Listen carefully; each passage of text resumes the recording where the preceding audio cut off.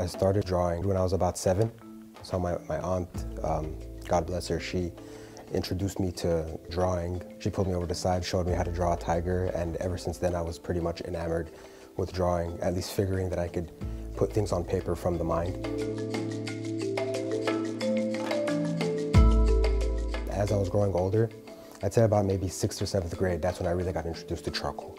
My first little project was, I got a piece of paper with a female on it.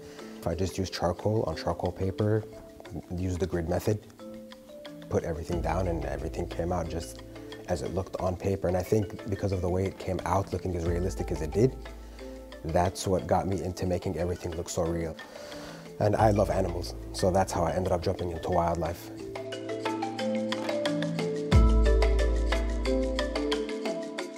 To render fur, to render scales, to render every type of skin texture or any type of animal texture there was, I'd nail it off the first try.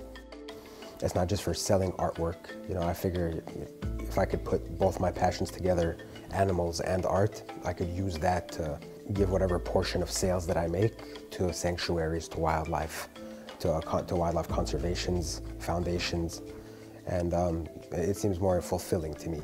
Sherif Hakeem, and it's called Sweet Embrace. Winning the Award of Merit, it was surprising, at the same time very fulfilling. Me personally, I think it's actually my best piece that I've ever drawn. As far as hyperrealism is concerned, I think everybody mistook it for a photograph, and everybody said so. There's a lot there as far as the emotion that both tigers convey. The way they're embracing is one thing. One looks like it's really nuzzling into the other tiger, but the tiger that's behind, looking straight ahead there, it looks like a protector of sorts. You know, it looks like he's embracing her or embracing him, but there's something to him staring out into the sunset. There's a certain kind of feeling in the piece. It's not like you're just looking at two tigers embracing each other. No, there's more to that. That's, I think, what really hits the mark with people. Even art-wise, it hits everything as far as the contrast, texture, perspective. Everything is comprised in that one picture. For me, I would say the #1 thing in all of the pieces that I ever draw would be the emotional aspect of it. There has to be some sort of emotion to the animal. Apes, big cats. There's an emotion that's going on there, you know, something, you could see it.